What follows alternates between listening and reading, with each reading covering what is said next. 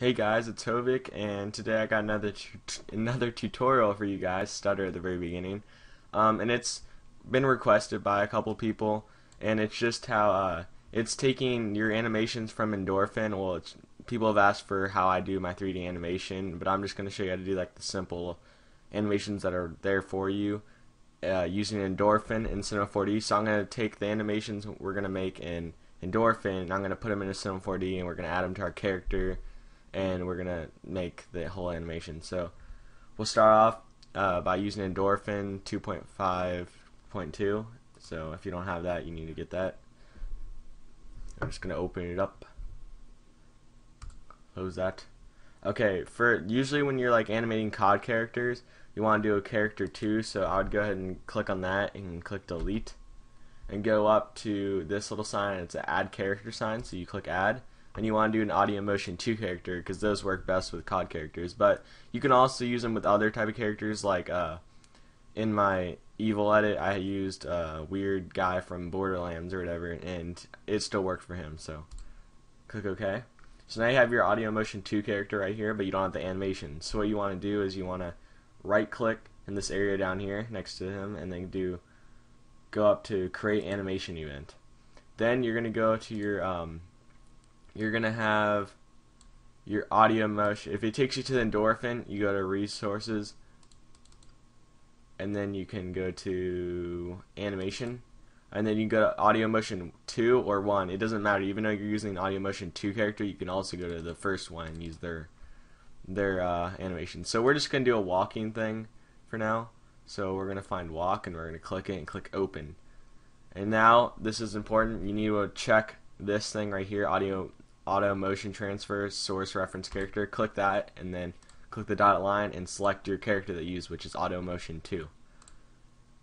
So now that we have that, we click OK, and it's going to load the animation up. Okay, so now we have the whole animation up here, but before it actually does anything, we have to simulate the event. So it pretty much, I don't know, I guess it's a way of rendering it out or whatever. So you click down here at this sign down here, it's called simulate. It's just going to simulate through the whole thing, and you're going to see the guy walking. And you can just stop it whenever you want, which is the same button. And now you can scroll through the thing with this button right here. You can just scroll through it, and you have your animation right here. So now what we can do, once we have that, we're pretty much done with Endorphin. Now we just need to export it into a file so we can open it up in Sim 4D. So we're going to go File, Export All. And the first thing we're going to do is go down to Save as Type, and we're going to change it to a BVH file. Now you can save it to wherever you want. You can save it to your desktop and call it Walk Animation or whatever you want. But I already have one saved on my desktop, so I'm just going to use that one. So you guys just choose a file name and click Save. Okay, so that's it for Endorphin, so I'm just going to go ahead and close that down. New. Okay, now we're going to open up our animation in Cinema 4D. So let me see, I have Endorphin animations. Wait, I need to,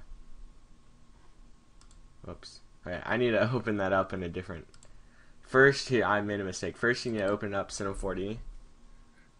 I'm used to opening up other different files that will open Cinema 4D with it, but my mistake.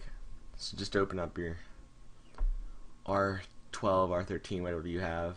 I used the latest one.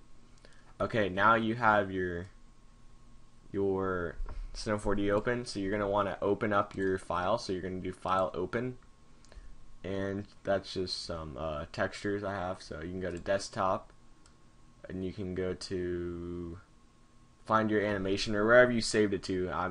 I saved mine on Desktop, so then you go to Endorphin Animations, Walk, Open, and you just want to save it by 1. I messed around. It's already at 1.35 because I've done other characters in different sizes. So now you have your character open, and if you scroll, make this go all the way over there. If you scroll through, you can see him walking. But first, when you go back to the beginning, and we're going to bind the character with the skeleton. So now we're going to merge, and we're going to find your model. You guys probably already have your model you want to use. So I'm going to go ahead and find mine. I'm just going to use, for the tutorial, I'm just going to use this USMC sniper from COD 4. So now you see, if you render it out, it's all black, but I need to fix the texture, so let me go into load image, desktop, editing. I think I can just use these textures, it will work. Okay, I'm just gonna select, you just go in and select the texture you want, so I'm gonna click open, nope.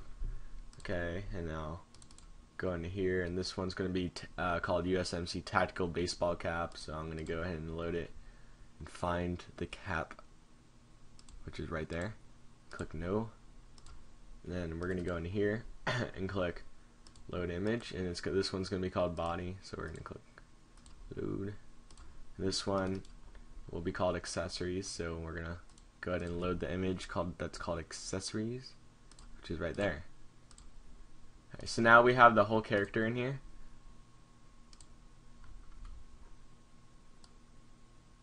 Okay, so now I actually made a big mistake. Before actually it's not that big of a mistake. You see how the skeleton's bigger than the like kind of, it needs to be a little bit smaller, so we can go ahead and actually, I guess I can just go ahead and delete the skeleton and then reopen. You're gonna want to do file merge, and if it doesn't fit, you go file merge and find your walking animation or whatever you have.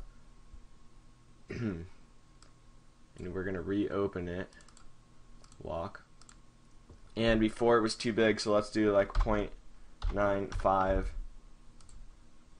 and that seems to work fine. 0.95 fits them perfectly, so we're good. You can do that with the, you can also do that with the mesh, I'm pretty sure.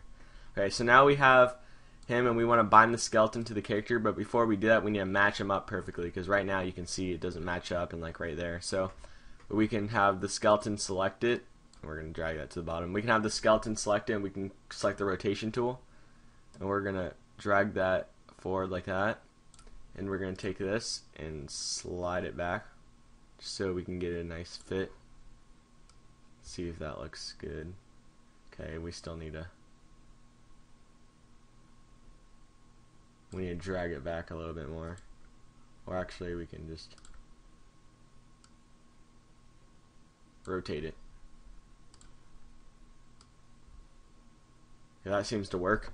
Okay, now it's matched up. Oh yeah, if you have a character that's not a T-pose like this, you can also just take the arms. So if you open up the skeleton, it has all the different joints. So say the legs didn't match or the arms were like down, you could go keep on opening up this one and find it's like a right and left clavicle, and that will open up the shoulder joints, and you can just take those and rotate them, and then go to the elbow joint. If you open this, open up the elbow joint and rotate that, and just keep on doing it until it matches up with the character that might not be in a T-pose, but I'm not going to do that because it will just mess up.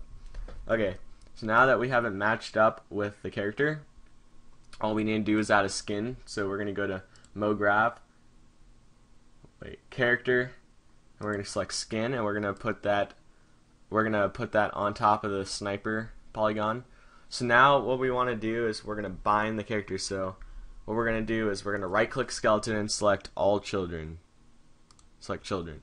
And we're going to hold control, select the skin, and then hold control, keep on holding control and select the USM sniper. So now we're going to go up to character, and we're going to go to commands. It might be somewhere a little bit different for if you have R12, it might be down here or something, but just try to find it, and then you're going to go to commands, bind, and now they're jointed together. So when the skeleton moves in the animation, the character will too. So you see right here, he's moving. So that's pretty much it.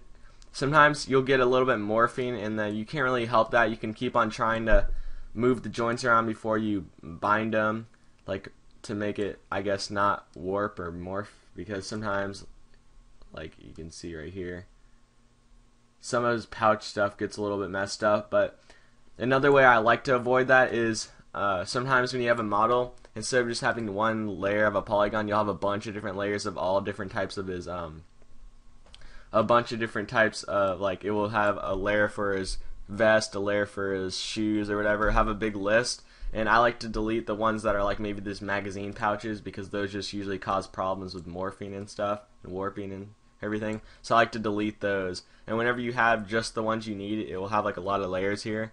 You just select them all and then right click and do connect plus delete, and that's how you do it if you get a model that has a bunch of different layers. So that's pretty much it. And you can also actually, I should probably show you how you can animate this onto a map or something. So okay, let's get a map in here. What am I doing? We can make a new material by double clicking down there and do load image. Whoops, I'm just messing up right now. Do load image, and I'm just gonna go and find maybe a thing still images, and I'll just, I guess, use one of these pictures. Okay, so now we can just click this and make a background, and then drag this texture onto the background.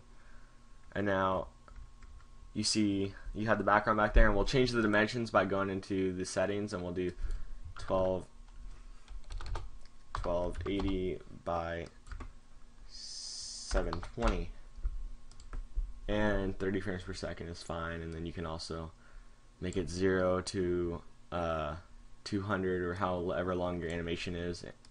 Okay, so now we can just scroll back. This works if you have a 3D motion track cinematic too. You can merge that into the thing too whenever you're making your animation, but we're just going to use a still image. So we're just going to drag him to where we want him to be. And right now he doesn't have a shadow. He looks kind of like he's not actually in the thing. So we can fix this by either we can create a floor, and then hold Control, click on this texture from the background and drag it up, and then let go, and it will make the texture on the floor. But as you can see, it's darker than everything else, so you're going to right click the floor, go to C4D tags, and click compositing, and then click composite background and uncheck self shadowing. So now when you do it, everything's the same color. But now that's just the floor. Now if you want to make a shadow from like a sun or something, you can make a light, and you could just, I don't know, drag it where you want, and then you can go and click on the light and go into the shadow settings and click soft, and you can make the density whatever you want. Depends on you. Just gotta keep on previewing it until it looks good. So right there you can see the shadow, and it doesn't look like his feet are touching, so sometimes the floor won't be touching his feet, so you can click down on your scrolling wheel on your mouse, and you can click that down, and you can go into a different view, and I like to go into the right view so we can see the floor. So right now the floor is way below his feet, so we can just drag that up so it's right on top of his feet, and we can, sometimes it's like at an angle, so let's scroll through it. Yeah, he walks kind of downwards, so we can take the floor, have the floor selected, and rotate it so we can just rotate it so it's right under his feet. So now we can just pull that down actually, and I'm not gonna mess with it. Like I'm not gonna make it perfect. You guys can just mess with it and make it look good, so that his feet will be touching the ground and look more realistic. And if it's an inside shot, it won't actually have like a light in there, and so it's not gonna make a big shadow. You can also just go into your render settings and do effects, and then you can go to ambient occlusion and make the minimum, whoops, I don't know what I just did. You can make the minimum ray length like 10, you can make the contrast like 10, and it will make the character, not only the character look more realistic with more texturing on himself. Let's just take the light out.